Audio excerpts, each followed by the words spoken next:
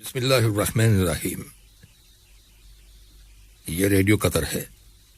اب آپ محمود احمد سے خبریں سنیے۔ ابتدا میں پیش خدمت ہیں اہم خبروں کی سرخیاں۔ صاحب اسم امیر نے جمیکا کے گورنر جنرل اور بولیویا کے صدر کو ان کے ممالک کے یوم آزادی کے موقع پر مبارکباد کے برقی پیغامات ارسال کیے ہیں۔ حمد انٹرنیشنل ایئرپورٹ HIA کو دنیا کا بہترین ایئرپورٹ تسلیم کیے جانے کے بعد Skytrax world airport award 2021 دیا گیا ہے۔ وزارت صحت نے اعلان کیا ہے کہ ملک کے اندر کرونا وائرس کے مزید 146 مریض صحتیاب ہو گئے ہیں، جس کے بعد شفا پانے والے افراد کی مجموعی تعداد اب 2,24,421 ہو گئی ہے۔ کابل سے آمدہ رپورٹس کے مطابق کل رات طالبان جنگجوؤں نے سرکاری فوج کے ساتھ شدید جھڑپوں کے بعد نمروز صوبے کے دارالحکومت زرنج پر قبضہ کر لیا ہے۔ یہ تھی اہم خبروں کی سرخیاں، اور اب سے چند لمحوں بعد تفصیل سے خبریں نشر کی جائیں گی۔ لیجیے اب آپ تفصیل سے خبریں سنیے۔ صاحب اسم امیر شیخ تمیم بن حمد آل ثانی نے جمیکا کے governor general Patrick Lyndon Alan کو ان کے ملک کے یوم آزادی کے موقع پر مبارکباد کا برقی پیغام ارسال کیا ہے۔ جمیکا نے 6 اگست سن 1962 کو برطانیہ سے آزادی حاصل کی تھی۔ صاحب اسم امیر شیخ تمیم بن حمد آل ثانی نے بولیویا کے اس صدر لوئی البرٹو ایچے کو بھی ان کے ملک کے یوم آزادی کے موقع پر مبارکباد کا برقی پیغام روانہ کیا ہے۔ بولیویا نے 6 اگست سن 1925 کو اسپین سے آزادی حاصل کی تھی۔ نائب امیر شیخ عبداللہ بن حمد آل ثانی نے بھی جمیکا کے گورنر جنرل اور بولیویا کے صدر کو ان ممالک کے یوم آزادی کی مناسبت سے مبارکباد کے برقی پیغامات ارسال کیے ہیں۔ حمد انٹرنیشنل ایئرپورٹ HIA کو سن 2021 کے لیے دنیا کا بہترین ایئرپورٹ تسلیم کیا گیا ہے اور اسے Skytrax world airport award 2021 دیا گیا ہے۔ یہ ایوارڈ حمد انٹرنیشنل ایئرپورٹ کی مینجمنٹ کی ان کوششوں کے اعتراف میں دیا گیا ہے جو کووڈ-19 وبائی مرض کے نتیجے میں پیدا ہونے والے چیلنجز سے نمٹنے کے سلسلے میں کی گئی۔ اس قابل قدر ایوارڈ کے ملنے پر HIA کے چیف آپریٹنگ آفیسر انجینئر بدر محمد المیر کا کہنا ہے کہ یہ حمد انٹرنیشنل ایئرپورٹ اور قطر کے لیے ایک بہت بڑی اچیومنٹ ہے، جس سے دنیا کی مختلف ایئر لائنز اور ٹریولرز کو HIA کی جانب سے بہترین سروسز مہیا کیے جانے کا پتہ چلتا ہے۔ وزارت صحت نے اعلان کیا ہے کہ ملک کے اندر کرونا وائرس کے 218 نئے کیسز رجسٹر کیے گئے ہیں، جن میں سے 134 کا تعلق مقیم لوگوں سے ہے، جبکہ 84 کیسز کا تعلق ان ٹریولرز سے ہے جو حال ہی میں بیرون ملک سے دوحہ آئے ہیں۔ وزارت صحت کے اعلان کے مطابق کرونا وائرس کے مزید 146 مریض صحتیاب ہو گئے ہیں، جس کے بعد اس وبا سے شفا پانے والے افراد کی مجموعی تعداد اب 2,24,421 ہو گئی ہے۔ دنیاسنا ملک کے اندر کرونا وائرس کے خلاف جاری ویکسینیشن پروگرام کے تحت لوگوں کو اب تک کووڈ-19 ویکسین کی 39,17,000 سے زیادہ ڈوزز دی جا چکی ہیں۔ کرونا وائرس کی روک تھام کے لیے نیشنل اسٹریٹجی گروپ کے نگران اور حمد میڈیکل کارپوریشن میں متعدی بیماریوں کے شعبے کے سربراہ ڈاکٹر عبداللطیف الخال کا کہنا ہے کہ کرونا وائرس کی نئی قسم ڈیلٹا کے پھیلاؤ کو روکنے کے لیے حکومتی تدابیر اور عوام کی جانب سے وائرس کی روک تھام کے لیے عائد کردہ پابندیوں پر عمل بدستور جاری ہے۔ حمد جنرل ہاسپٹل کے میڈیکل ڈائریکٹر ڈاکٹر یوسف المسلمانی نے کہا ہے کہ قطر میں لوگوں کو جو ویکسینز دی جا رہی ہیں وہ ڈیلٹا وائرس کے خلاف انتہائی مؤثر ہیں۔ ڈاکٹر المسلمانی نے عوام پر زور دیا ہے کہ وہ جلد از جلد کرونا وائرس کی ویکسین لگوائیں تاکہ کمیونٹی کو وائرس کے خلاف امیونٹی یعنی قوت مدافعت حاصل کرنے میں مدد ملے۔ ادھر برطانیہ میں سینکڑوں کی تعداد میں پہلے سے ویکسین شدہ افراد کے ڈیلٹا کرونا وائرس میں مبتلا ہونے کے بعد ہاسپٹلز میں داخل کیے جانے کی اطلاعات ملی ہیں۔ اپنی تازہ ترین کووڈ-19 اپ ڈیٹ میں برطانیہ کے پبلک ہیلتھ کے شعبے نے خبردار کیا ہے کہ ابتدائی علامات سے معلوم ہوا ہے کہ جن لوگوں کو ویکسین لگائی گئی ہے وہ ڈیلٹا وائرس کو بڑی آسانی سے دوسروں میں منتقل کر سکتے ہیں۔ دریاسنا وزارت داخلہ میں متعلقہ اتھارٹیز نے 176 افراد کو حراست میں لینے کے بعد انہیں پبلک پروسیکیوشن کے حوالے کر دیا ہے۔ ان میں سے 171 لوگوں نے ماسک کا استعمال نہیں کیا تھا، جبکہ 5 افراد نے سوشل ڈسٹینسنگ برقرار رکھنے کی پابندی کی خلاف ورزی کی تھی۔ یہ خبریں ریڈیو قطر سے نشر کی جا رہی ہیں۔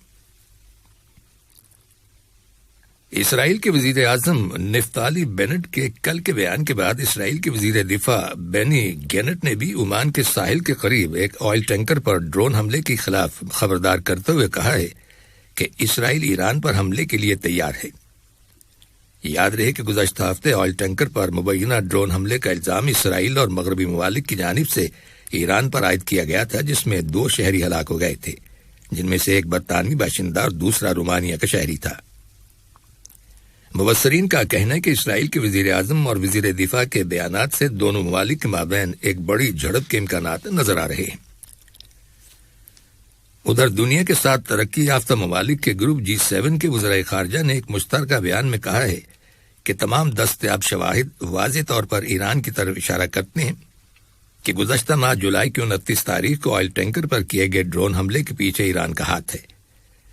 بیان میں اسے ایک دانستہ کارروائی قرار دیا گیا ہے جس کا کوئی جواز نہیں، اور یہ بین الاقوامی قانون کی واضح خلاف ورزی ہے۔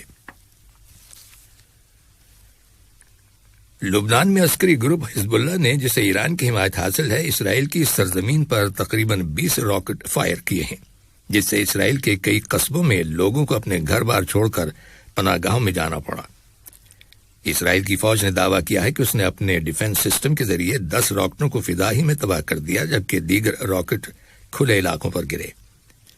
جواب میں اسرائیلی توپ خانے نے حزب اللہ کے ٹھکانوں پر شدید گولہ باری کی ہے۔ حزب اللہ کا کہنا ہے کہ اس سے قبل اسرائیل کی جانب سے کیے گئے فضائی حملوں کے جواب میں اس نے اسرائیلی سرزمین پر راکٹ برسائے ہیں۔ اس نئی صورتحال سے اسرائیل کی شمالی سرحد پر کشیدگی میں اضافہ ہو گیا ہے۔ معلوم ہوا ہے کہ گولان کی پہاڑیوں اور شمالی اسرائیل کے کئی قصبوں کے رہائشیوں نے راکٹ حملوں سے بچنے کے لیے عارضی طور پر بنکروں میں پناہ لے لی ہے۔ بیروت سے آمدہ رپورٹس کے مطابق مقبوضہ مغربی کنارے کے علاقے میں غیر قانونی طور پر یہودی بستیاں آباد کرنے کے خلاف احتجاج کے دوران اسرائیلی فوجیوں نے ایک فلسطینی کو گولی مار کر شہید کر ڈالا۔ فائرنگ سے متعدد فلسطینی زخمی بھی ہوئے۔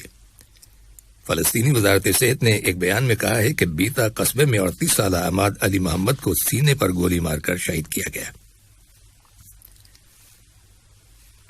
خبر ملی ہے کہ کل رات طالبان جنگجوؤں نے افغانستان کے صوبے نمروز کے دارالحکومت زرنج پر قبضہ کر لیا ہے، جبکہ سرکاری فوج نے طالبان کے ساتھ شدید جھڑپوں کے بعد صوبے کے ضلع دلرام کی طرف پسپائی اختیار کر لی ہے۔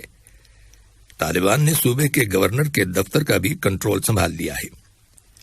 صوبے کے نائب گورنر کے بیان کے مطابق طالبان کا صوبے کے 5 میں سے 3 اضلاع پر قبضہ ہو چکا ہے۔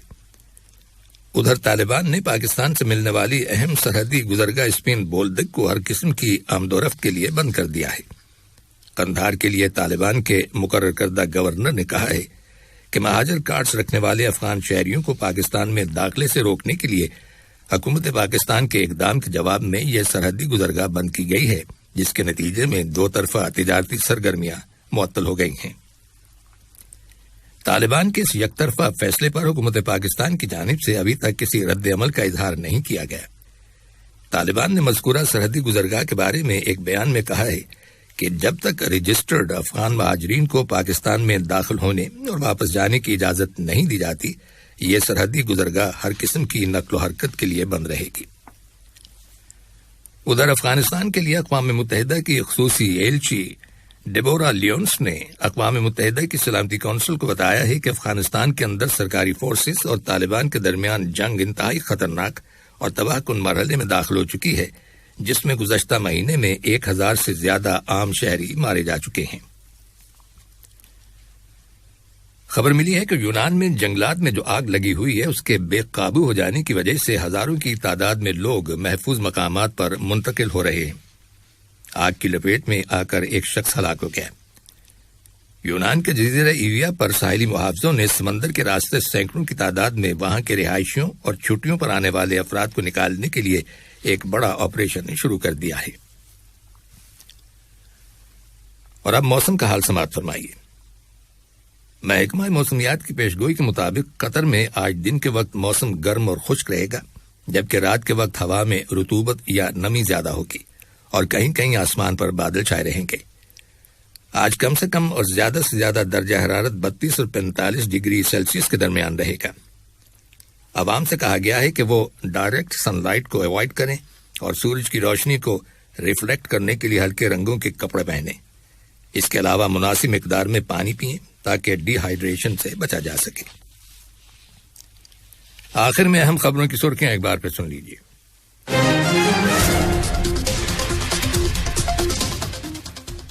صاحب معمیر نے جمیکا کے گورنر جنرل اور بولیویا کے صدر کو ان کے ممالک کے یوم آزادی کے موقع پر مبارکباد کے برقی پیغامات ارسال کیے ہیں۔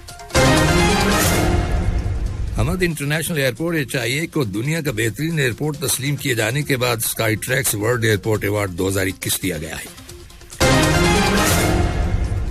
وزارت صحت نے اعلان کیا ہے کہ ملک کے اندر کرونا وائرس کے مزید 146 مریض صحت یاب ہو گئے ہیں، جس کے بعد شفا پانے والے افراد کی مجموعی تعداد اب 2,24,421 ہو گئی ہے۔ اور کابل سے آمدہ رپورٹس کے مطابق کل رات طالبان جنگجوؤں نے سرکاری فوج کے ساتھ شدید جھڑپوں کے بعد نمروز صوبے کے دارالحکومت زرنج پر قبضہ کر لیا ہے۔ ریڈیو قطر سے خبروں کا آج کا پہلا بلیٹن ختم ہوا۔